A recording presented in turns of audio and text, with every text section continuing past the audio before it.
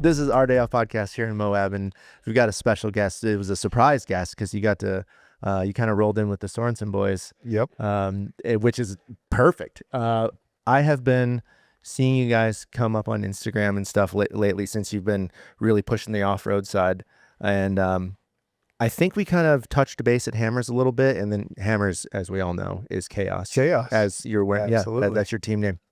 So, no big deal. I'm glad we're here, and I'm glad we made this happen. This is really cool. AK Whatley, dude, this is pretty awesome. Thanks for having me. You know, whenever Kim and them were like, hey, we're going to go do a podcast, you want to go? I'm like, I'm here to hang out. Let's go see what happens. Heck yeah. Heck yeah. So, I'm curious.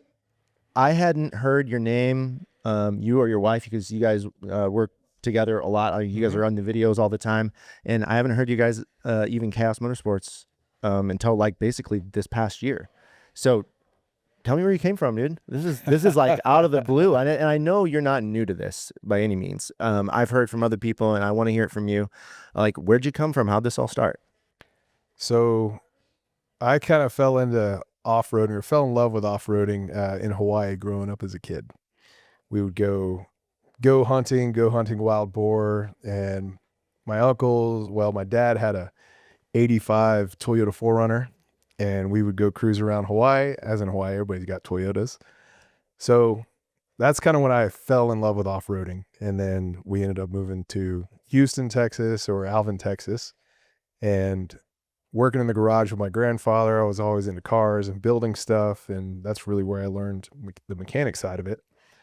Then joined the military, kind of fast forward through that, and now I had my own money, and I wanted a Jeep when I was younger.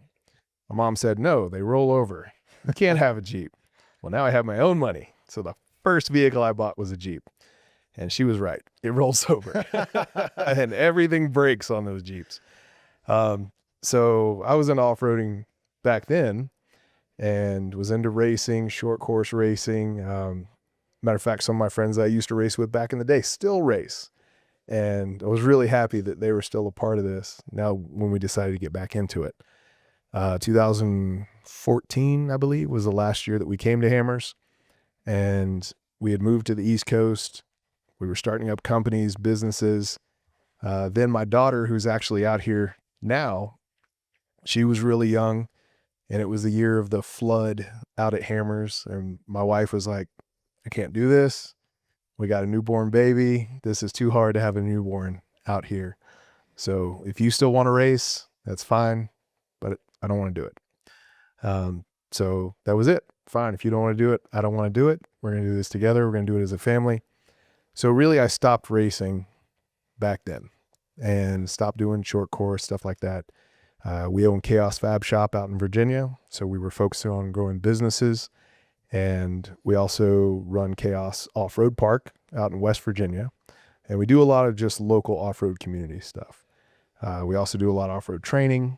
So I've still been in the off-road community. And the deal was with my wife is that if as the kids grew and they were old enough to do this with us, and the businesses were successful enough, and if I still needed to race, then one day we would get another race car. And I sat back, I planned, I watched the industry change. I watched the cars get a hell of a lot better than what they used to be. I think it was like Roush Creek 2013 or something like that was the last time there was a King of the Hammers qualifier there. Raced that one. And just kind of sat back for 10 years or so and watched the industry change, thought about the cars that I want, or what I wanted, what I would come back with. I knew I wanted an IFS car. I knew I wanted portals on this car. I knew the car needed to be badass. And then when Vaughn and Lauren dropped those Triton engineering cars with the Broncos, I was talking to my friend and I saw that car. I saw those cars. I saw the write-up, saw the everything. I was like, that's it. That's the car I want.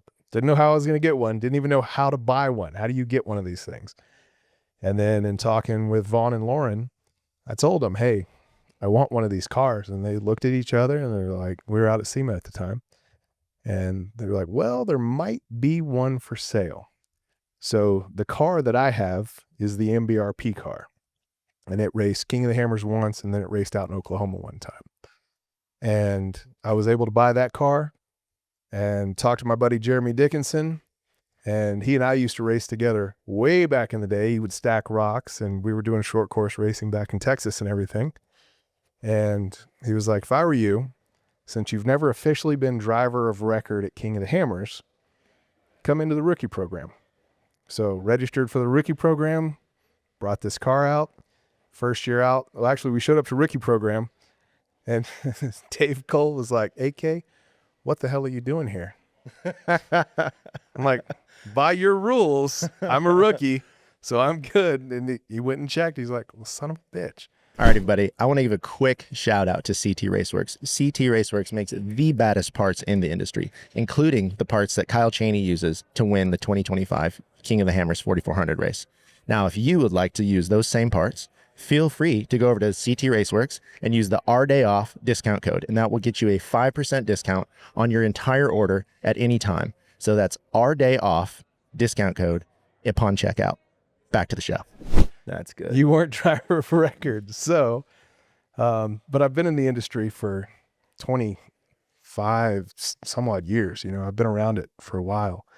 Lots of friends and stuff along the way, but King of the Hammers and Ultra 4 racing, that was my calling. At the time, I didn't know it, but that was kind of my therapy, dirt therapy, getting out of the military and all that. And that was the community that I connected with.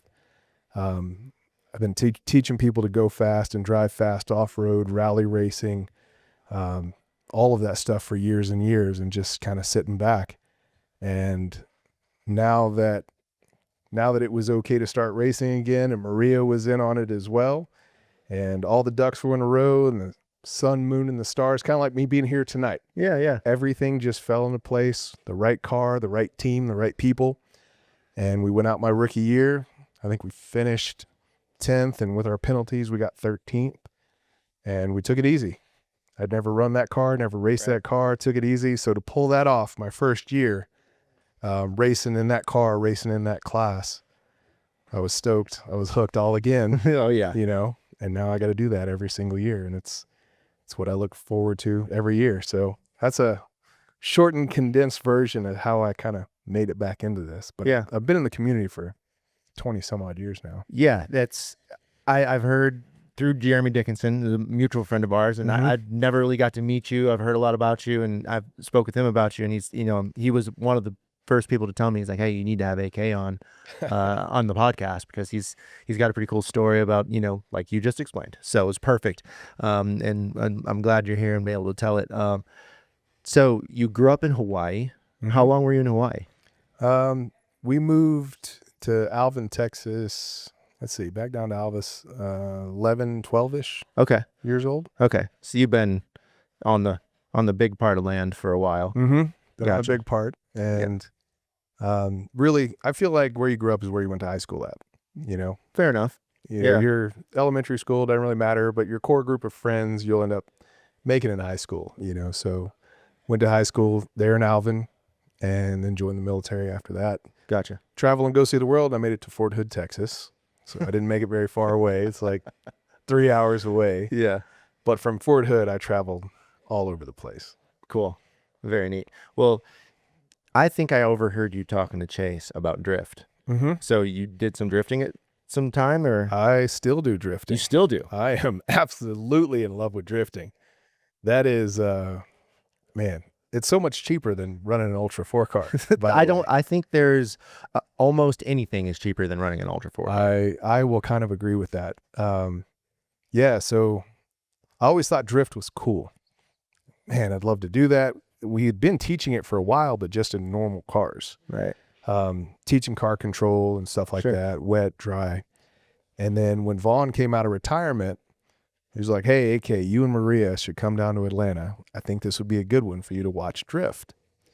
So talked to Maria. She was like, yeah, it's chaos, whatever. Vaughn says, come watch me do this in Atlanta. Seems like a good idea. So we go down to Atlanta when he came out of retirement. I always thought drift was cool, but I didn't really understand it. I didn't understand the point system. I didn't know what they were looking for. Well, then he explained it to me. I was like, holy shit, this is precise. They're not just out making smoke and following each other around. Right. They've got points and markers that they got to hit. Now I was hooked. Now it's precision driving. So then I told him, hey, well, I want a Spec 5 RTR. I want one of these Mustangs. I've always been a fan of Ford, always been a fan of Mustangs. And those wide body Mustangs are sexy. Dude, they're sick. The S550s, I like the S650s, but the S550s, they speak to me. So again, Vaughn, I want one of these cars. How do I get one? And he goes, well, might be one for sale. I'm seeing a pattern here, AK. And so he hooked me up with, this one was prototype 2, and his friend had it, and I got the car, bought it from him, and I was blown away by the performance, the ride quality, because I've been in stock Mustangs and GTs, and Yeah. it's a Mustang. This car looks like a Mustang, kind of like how this looks like a Bronco. Right, yeah. 100% it makes all the right sounds. It is just a blast to drive, and I am in love with this car. So we got it, and I was like, all right, what do I need to do to drift this thing? He's like, well, you can drift it just like it is, but it'd be a lot cooler if you did an angle kit and coilovers. So then we made some changes to it, and I was like, all right, I want to learn to drift. How do I formally learn to drift? So he sent me Reese Marin's number, went up to Reese Marin's school, and learned to drift up there. I think it was Evergreen, I think is the racetrack. I was up in PA. Went up there and did that, and I was instantly just hooked. That feeling of going slideways with that much power and that Mustang, and a lot of the drift cars I've ridden in, they're kind of just rough and throw you around. Yeah. This thing floats. Smooth. It slides.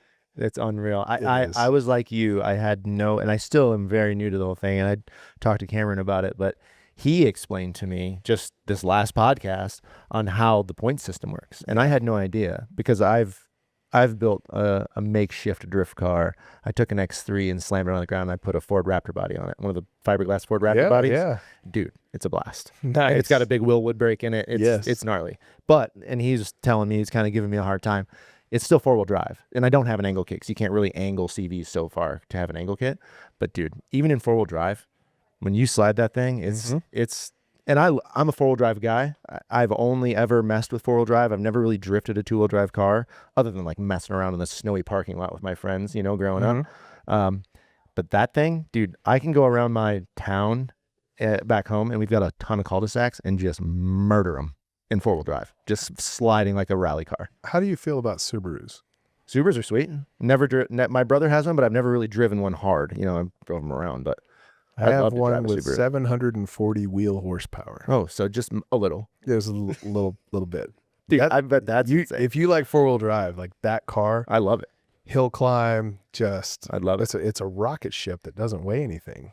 I think, was it Jeremy? Somebody mentioned to me not too long ago. I was talking to him on the phone, and we were talking about the drift car. No, who was it? It doesn't matter. I was talking to somebody on the phone, and they said, you know what you should do, because it's 4-wheel drive and you're a good driver and you're fast, is you should enter it in the Pikes Peak race.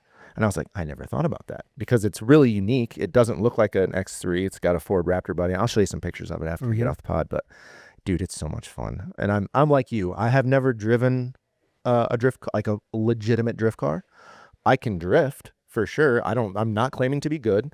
But I've never had the chance to get in something that actually has an angle kit and like good brakes and the right suspension setup. It's always been in junk, You can go to your local track, and you can typically find out whatever drift events are going on. You can go to your local track, and people will rent out their drift cars. Really? Getting a 350Z, it's a cheater car. Okay. Getting a 350Z, it's perfect 50-50 weight. They rotate well. You don't even need an angle kit. You don't need all that. It just needs a welded differential, some little tires with a lot of air in it, and just go drive it. Okay. That's all it takes. Okay, I'm listening. And if you want to hill climb this thing, I think that you should bring that to West Virginia Speed Fest. So we work with the state of West Virginia to open up more events and get more access to on-road, off-road, stuff like that. West Virginia Speed Fest takes place at Snowshoe Ski Resort in West Virginia. Okay. Yeah, I've been to Snowshoe. So what if you could drift and race the entrance? Let's go. Let's go. Let's go. West Virginia Speed Fest. Down. Show up, and it's time trials. So it's just like an HPDE day. Doesn't That would matter be what you amazing. got. You can come out and you can drive the mountain. Let's go. I did not know that. Yep, you're in. Welcome. Oh, heck yeah. I cannot wait. I'm excited to show you this stuff and like keep this talk going because I've been putting the feelers out there, and I actually made a funny video 2 Christmases ago now is when I finished the drift truck is what we call it. It's not a drift truck. It's just an X3 with a body on it.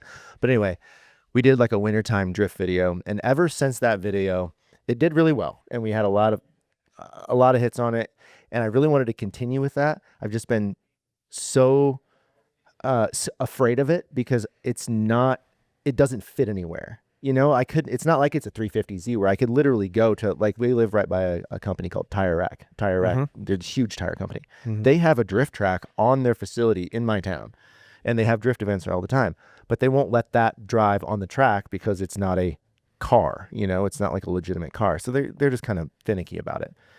And I do drive it on the street at home, but it's completely illegal. So I also don't want to go to prison, but I need to find some place to drive the car outside of being on the dirt, you know, where I can let that thing loose. Because I know I can drive it. Where do you live at? Indiana, northern Indiana, almost Michigan. So a lot of times they will have HPDE days at tracks. Okay. And all you got to do is a lot of times you can go on motorsports.reg and find your local events for HPDE days or like autocross. Yeah. 100% you can take it out there. And it's usually like a big parking lot with just cones out there. Right. You can just get out and drive in a safe environment. The cones are not going to hurt the vehicle. Yeah. And you're one car on the track at a time. And you're just feeling the car out. And it's in a safe environment. You know, same thing. I used to do this on the road and when it's snowy and icy because we just want to drive. But now the motorsports community has grown so much that there's safe places to go do this where you're not going to kill somebody. Right. You know, you're just there to have fun. You get in a wreck, you hurt somebody. That's not really what we're trying to do, right? It kind of takes all the fun out of it. Right. So there's local tracks across, and SEMA does a great job of this. PRI does a great job of this, of working to get these autocross events going on and HPDE events. I was lucky enough to hook up with Rory. You know Rory Connell off from King of the Hammers? He actually brought us on and was able to get us in with the drift truck to Sand Sports Show in California. So we took it to the Sand Sports Show, and that was the first time I was able to drive it on asphalt.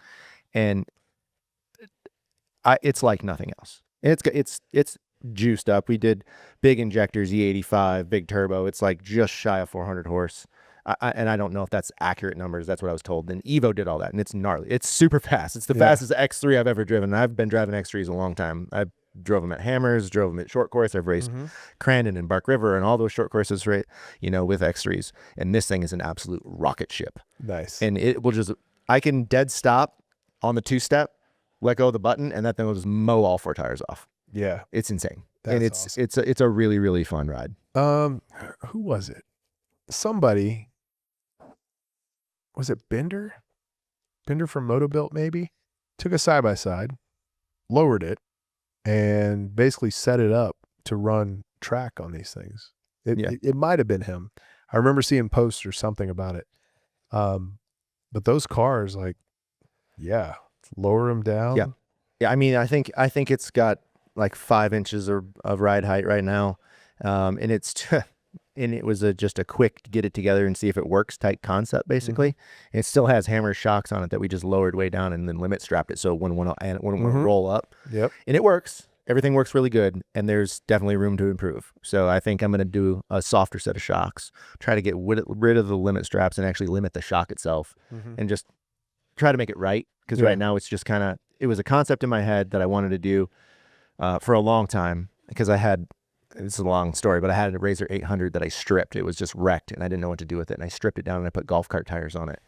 And we were just driving the grass in the yard because it wouldn't even tear up the grass. It just rounded golf cart tires. It was fun. And we were sliding that thing in 4-wheel drive like a rally car, and it started like clicking in my head. I'm like, I need more horsepower, and I could do this on the street. Like I could do this on asphalt.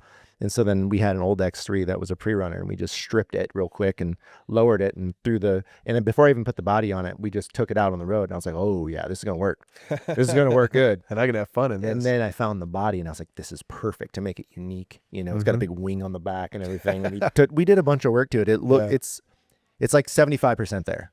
It just needs tore back down, lightened up, because it's still heavy. It's still got skid plates on it from Hammers, and, you know, so it needs a little fine tuning, and it would Yeah. be even cooler. So if I'm coming to take that on the track, though, I'm doing all that.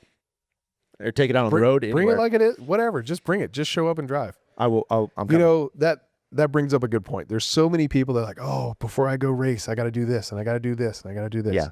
And they end up spending all this time and they never actually go race. Yeah. So for me, it doesn't matter what you're going to race. It's kind of like being on a boat. You know, everybody wants to be on a huge boat, huge yacht, whatever, fastest boat, but it doesn't matter the size of the boat. When you're on that boat and you're out on the water, you're having fun. Yeah. When you're in a race car, it doesn't even matter what kind of car it is. And you're out on the track, and it could be a Miata.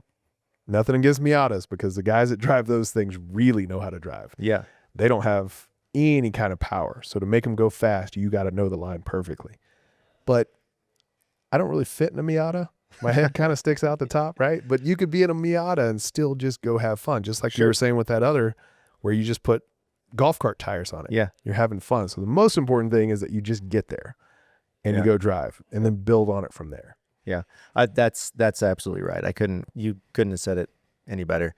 And I've crossed that bridge with people who have been getting into racing in Ultra 4. They're like, oh, I wish this or I wish that. I'm like, dude, you can do this, especially now with side-by-sides. And there's side-by-sides get a lot of hate because, you know, there's the side of people who are like, oh, they're ruining the sport because they're out there ruining the trails, which maybe, I don't know. I don't think so, but maybe. But then there's the other side where I think they've kind of saved the sport, because now the problem is the barrier to entry in Ultra 4 was huge in the past. You either had to have a huge budget and go buy an Ultra 4 car or pay someone to build you one, or know how to fab and then build yourself one to go race. Like, there was no And if you know production how to fab, car. that doesn't mean that you're going to know how to do it the right way the first time. Exactly. And Even the best builders in the world build the best cars, still have new car blues. oh, absolutely. So Absolutely. You can go buy a side-by-side that's bolt-on parts right now and go race, but you're still going to have new car blues no matter what you do. no matter what. It doesn't matter. But what the point is I agree with you 100%. If you're thinking about racing, if you're thinking about getting into off-roading in any fashion of whatever it may be, just go grab yourself anything, whatever strikes your fancy, whatever your budget may be, whether it's jumping in right to a 4400 car like, you know, Sorensen's, you got a 14-year-old kid driving 4400, right, throwing him right to the wolves, you know? I mean, that's wild. Or you go get yourself a side-by-side, put the required safety stuff on it, and go get your feet wet, you know? And you will get bit by the bug. And I would recommend you go to like Team O'Neill, the firm, some sort of rally driving school. Yeah, for sure. Go do that to learn the technique of it. Just like with drift. I'm sure I can figure it out on my own. I'd been teaching different techniques, but I'd never been in an actual drift car to learn what the proper technique is. And once you go learn the technique and you're smooth with it, then you can start to go faster and faster. And whether it's a side-by-side, I see so many people roll their side-by-sides. They get them, they do a donut, boom, it's rolled over. Yep, off the throttle. Go learn the techniques. Yeah. Do not lift off of that gas. Yep. You know, like that's what's going to settle your car back down. Right. It's counterintuitive if you're not used to the racing world, you know. Like I've grown up, my entire life has revolved around racing. I went from dirt bikes to cars, well, I should say off-road racing, and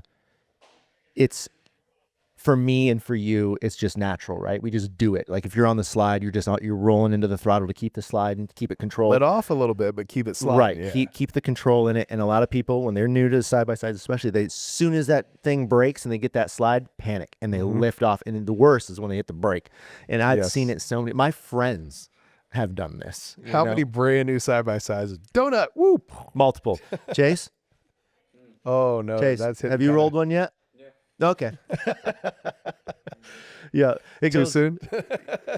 It goes without saying. And I have friends that are the best of the best, Yep. and they still screw it up. And we do too. I mean, Oh, yeah, we're pushing them absolutely. though. Like we're going out there and we're putting those cars on the ragged edge every single time because we want to win. I Yep. mean, but we know what that is. We're signing up for that as soon as we take the green flag. So, Did Cam tell you about how they drive around on two wheels?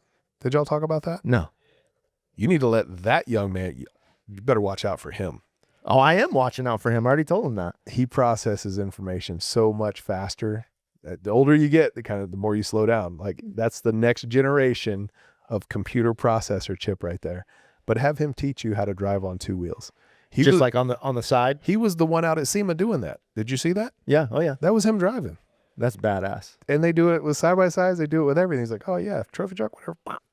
2-wheel drives, drives around. We were at a Sand Sports show, and Robbie Gordon and Max were out there, and they were doing that. They were driving up the side of the ramp and getting it up on the side, and then driving around like that. And every time he was like, I bet you can't do that in your drift truck. I'm like, I'm not even gonna try with this, dude, because it's it's way too low to the ground, and I'm gonna roll it, and it's a fiberglass body, and it's gone. Like, take the body off. I would totally. Absolutely. I just didn't want to do it in front of a crowd of people at the Sand Sports show and destroy. Although it probably would have went viral. So there is that. Do it for the gram. I probably should have done it. You should have done it. Probably should have done it. But so let's circle back to Ultra 4, because Sounds that's good. why we're here. We're here for Ultra 4 this weekend, and Easter Jeep Safari. You know, we're Easter here to off-road safari. Easter off-road safari. In your case, I saw Lauren post that. Lauren post that, and he looks right at the camera. Yeah, he looks right at the camera at Easter off-road safari. He's like, I think you're gonna like that. So that was pretty funny, Miles. So that was pretty funny. But yeah, I for you Ford guys, the Easter off-road safari. Fair enough. I'll give you that. But anyway, Ultra 4. Are you racing? I'm not racing this race. Okay, because I was there for qualifying today, and I didn't see you. I'm not racing this race. We wanted to. We've been so busy at the shop getting all these builds because we took so much time off for hammers, and so busy with our other businesses that we couldn't get the car turned around. But I knew I wanted to be out here, so we flew in, left our F550 and 3 of the cars out in Vegas at Cam's place. We flew into Vegas, drove out here. I wanted to be here to support the other racers, the community, goes without saying, right? So I had to be here, and I can't wait to see it. You know, so and a lot of times, you know how I just said, just show up and race, right? Right. Before I go race somewhere, I usually like to go scout it. Yeah. I like to go see the track. What's the terrain going to be like? How can I set up my car so I can be a good competitor here? You know, I don't want to come out here and be a trail plug. So what are the changes I need to make to my car, stuff like that, so that I can be a good competitor and not ruin somebody else's race. Fair enough. And you've never raced here before? I've never raced here. This is a new one. This is my first time seeing the Ultra 4 racetrack here. Mm-hmm. I was here last year twice, once for Easter Jeep and then once right after. I just came back and did some wheeling. So this is my first time being area BFE and like seeing the track, and it is definitely wild. It is a very rough track. There's a lot of sharp edges. It's a tire killer. And I think it's going to be a race of attrition. Well, Ultra 4 racing is a race of attrition. It is, but there's some sprint races out there. You have to keep that car together. That is the most important thing. And for me, and you've talked to a lot of the racers, but my thought on this is that it doesn't look like there's a lot of places to pass. It's tight. So you really got to do good at qualifying. Like, so with hammers, I wanted to qualify, 20, 30, somewhere out in there. Yep. Let the guys run. Let me go run my own race because we got time. We got all day. But for this race, you better qualify fast and you better not get passed. And the second somebody makes a mistake or whatever, you better be right there in the pocket to make that pass. Right. You have to capitalize. They're not going to give it up. Yeah. How long are the 4,400 guys racing? I think they're doing 8 laps. Ooh. Yeah. 8 laps. And it's supposed to rain. Brawl. And it's supposed to rain tomorrow. Wow. So, which it's good and bad. I mean, it's going to cut down on the dust. It depending on how much it rains. Mm-hmm. It will cut down on the dust a little bit, but it's going to be slipperier and snot because we were out there today and it is like talcum powder dust. Yeah. It's the finest dust. I mean, it's miserable. But on the other hand, it kind of depends on how much it rains because when it's dry like that, it kind of makes a coating. Yeah. And it doesn't sink in. Right. That's what I'm saying. It depends on how much it rains. So it'll be slick when it starts and then the dust will kick up. Yep. Maybe. Yeah. I don't know. We'll see. I think it rained a little bit earlier when I peeked outside, but we'll see how it goes. Yeah. I don't know how it goes, but yeah. You've touched on it a few times, but you said that you have a few businesses that you run, and one of them's off-road training. Mm-hmm. How's that going? What's involved with that? So we teach off-road training to the government. Oh, okay. Different agencies or friends of mine that I've known in the past, and stuff like that. So we teach a bunch of those classes. How they can take normal vehicles and modify them as needed, or normal vehicles and just keep them safe, keep the car together. Everybody you talk to, let me drive it. I'll hold it to the wood the whole time. that doesn't win races. Yeah. And that doesn't get you back from a mission. So no matter what vehicle you drive, you got to drive within the limits of that vehicle. So Sure. we teach all of that. Very cool. Very cool. That's really cool to hear. And it seems like it's going really well, my friend. And It's going pretty good. it's been I'm not trying to cut it short or anything at all, but I do not want to keep your time. It's been an absolute pleasure having you here. Definitely. Thank you for having me out here. Pleasant surprise to see you walk through the door with the boys here. So I'm excited to get on the trail, and I'm also very excited now to talk to you more about some drifting. Absolutely. Let's go do it. Hopefully you'll come to West Virginia Speed Fest, and man, hopefully we can get one of these cars or rock crawlers and go cruise this thing. I'd love for you to right seat this thing. I'm getting in, baby. Let's go. Let's go. Thanks for having me out, man. Thank you very much, AK. It's been an absolute pleasure.